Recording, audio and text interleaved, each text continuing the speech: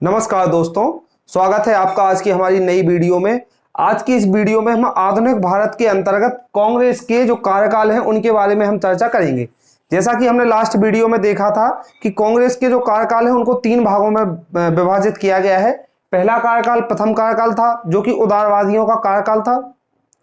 दूसरा कार्यकाल जो था वो उग्रवादियों का कार्यकाल माना जाता है और तीसरा जो कार्यकाल है वो गांधी युग वाला कार्यकाल माना जाता है। तो इन सबके बारे में हम विस्तार से चर्चा करेंगे। पिछली वीडियो में हमने बात की थी कि कांग्रेस की स्थापना के संबंध में कौन से मत प्रस्तुत किए गए थे, उनके बारे में हमने देखा था। आज हम बात करेंगे प्रथम कार्यकाल की। जो प्रथम कार्यकाल जो माना जाता है कांग्रेस का, वो उदारवादी राष्ट्रीयता का कार्यकाल माना जाता है। यानी उदारवादी राष्ट्रीयता का जो कार्यकाल है वो प्रथम कार्यकाल था। इस कार्यकाल के अंतर्गत जो उदारवादी नेता थे उन्हीं लोगों का प्रभाव हुआ। इसका जो प्रारंभ माना जाता है वो 1885 यानी कांग्रेस की स्थापना से 1892 यानी 1892 तक जो है उदारवादी राष्ट्रीयता का कार्यकाल माना जाता है। यानी उदारवादियों का इसमें प्रभाव रहा।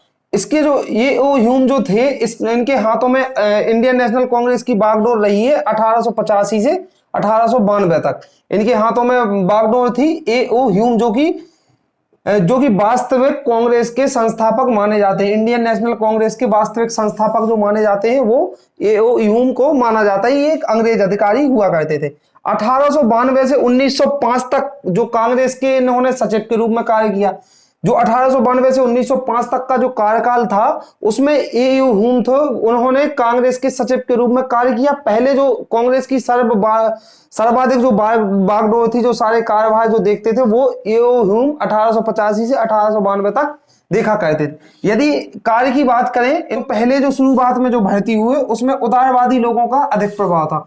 उदारवादी लोगों में भी मध्यम वर्गीय बुद्धिजीवी किस्म के लोग थे।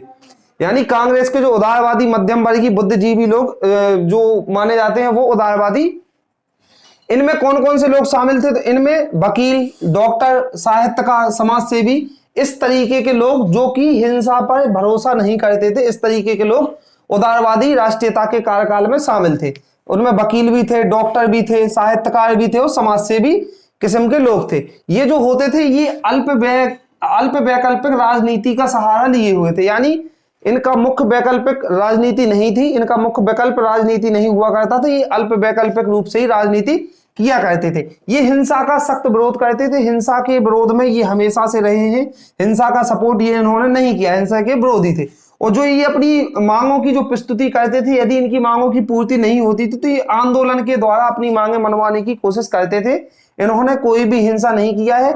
ये जो भी मांग करते थे, यदि ना पूर्ति होती हुई दिखती थी तो ये आंदोलन का सहारा लेते हुए और जो ये इनका मानना था कि जो अंग्रेज हैं या जो ब्रिटिश गवर्नमेंट है वो न्यायप्रिय है। अंग्रेजों को ये न्यायप्रिय मानते थे कि अंग्रेज या जो ब्रिटिश गवर्नमेंट है वो न्याय के पक्ष में ये हर अपना कार्य करती है, न्यायप्रिय इन्होंने अंग्रेजों को माना है। किसने? उदारवादी राष्ट्रीयता के जो लोग थे इन्होंने कभी भी स्वतंत्रता की मांग नहीं की थी। जो उदारवादी लोग थे उन्होंने कभी भी ऐसा नहीं किया कि हमें पूर्ण स्वतंत्रता चाहिए, हमें आजादी चाहिए। तो इस तरीके से इन्होंने कभी भी मांग प्रस्तुत नहीं की। इन्होंने अपनी छोटी छोटी जो मांगे थी, जो छोटी छोटी मांगे प्रस्तुत करते थे, इन्होंने छोटी छोटी मांगों को ही प्रस्तुत किया अंग्रेजों के सामने। छोटी छोटी इनकी मांगे हुआ करती थी। उनमें से कुछ अंग्रेज इनकी मांगे मान लिया करते थे, कुछ को नकार दिया करते थे। इसके बाद आया सन 1889। सन 1889 में विलियम डिब्बी जो थे, इनकी अध्यक्षता में, विलियम डिब्बी की अध्यक्षता में लंदन में ब्रिटिश मैरी ऑफ इंडिया की स्थापना हुई। किसकी? ब्रिटिश मैरी ऑफ इंडिया की स्थापना हुई। कहां पर? लंदन में। किसकी अध्यक्षता में? विलियम डिब्बी की। इसी के बाद इंडिया अखबार का प्रकाशन हुआ। इंडिया अखबार का प्रकाशन जो हुआ ये विलियम डिब्बी की अध्यक्षता की ब्रिटिश मैरी ऑफ इंडिया की स्थापना के पश्चात हुआ। इनकी प्रयासों से ही जो उदारवादी लोग थे, इन्हीं के प्रयासों से 1892 में आईसीए की स्थापना की गई। तो आईसीए की स्थापना कब की गई थी? इंडियन काउंसिल ऑफ एसोसिएशन की 1892 में आईसीए की स्थापना की गई थी, जो उदारवादी लोग थे उन्हीं के प्रयासों से। और इसके बाद लंदन में आईसीएस की परीक्षा जो आयोजित की जाती थी, तो लंदन में आयोजित होने वाली आईसीएस की परीक्षा में यह प्रस्ताव रखा गया कि इसमें भारत में भी इसकी परीक्षा होनी चाहिए। यानी जो आईसीएस यानी इंडियन सिविल सर्विसेज की जो परीक्षा होती थी वो केवल पहले लंदन में हुआ करती थी, लेकिन ऐसा प्रस्ताव रखा गया ब्रिटिश गवर्नमेंट के सामने कि ये परीक्षा जो है वो भारत में भी आयोजित होनी चाहिए। ब्रिटिश संसद में इसका प्रस्ताव रखा गया और पूरे देश में इसके बाद राष्ट्रवाद की जो भावना थी उसका जागरण हुआ, जागृत हुई। किसके बाद? जब ये योजनाएं सामने आई, इस ब्रिटिश मैरी ऑफ इंडिया की स्थापना हुई और आईसीएस की परीक्षा के लिए ब्रिटिश संसद में जब ये प्रस्ताव रखा गया, तब उसके बाद पूरे देश में राष्ट्रवाद की भावना जागृत हुई। यदि हम उदारवादी सदस्यों की बात करें कि उदारवादी जो नेता थे उनमें कौन कौन से सदस्य थे, तो पहले जो सदस्य थे वो बुजुर्ग थे दादा भाई नौरोजी बुजुर्ग सदस्य। इसके बाद थे एसएन बनर्जी यानी सुरेंद्र नाथ बनर्जी। इसके बाद थे डब्ल्यूसी बनर्जी यानी व्योमेश चंद्र बनर्जी। इसके बाद थे एमएम मालवीय के बाद थे गोपाल कृष्ण गोखले। एमजी राणा यानी महादेव गोविंद राणा ने। अगले जो थे वो थे फिरोज शाह मेहता के बाद थे काशीनाथ तेलंगा के बाद थे राघवाचार्य। तो ये जो थे ये 9 मुख्य उदारवादी नेता हुआ करते थे उस समय के, जब ये उदारवादी राष्ट्रीयता का कार्यकाल, जो प्रथम कार्यकाल कांग्रेस का रहा है उस समय।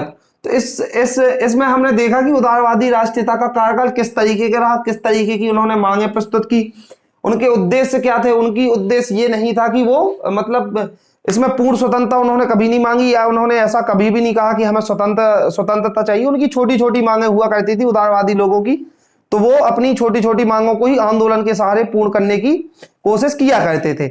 इसके बाद जो हम देखेंगे, इसके बाद हम बात करेंगे कांग्रेस के द्वितीय कार्यकाल की। तो द्वितीय कार्यकाल में हम देखेंगे जो उग्रवादी लोगों का जो कार्यकाल रहा है वो काफी व्यापक कार्यकाल रहा है और अच्छा कार्यकाल रहा है। उसमें काफी सारी घटनाएं जो ऐसी आई हैं कि जिनका ये स्वतंत्रता के लिए बहुत अधिक प्रभाव पड़ा है, तो उसके बारे में हम चर्चा करेंगे। मिलेंगे अगली वीडियो में। चलिए, जब तक के लिए थैंक यू सो मच।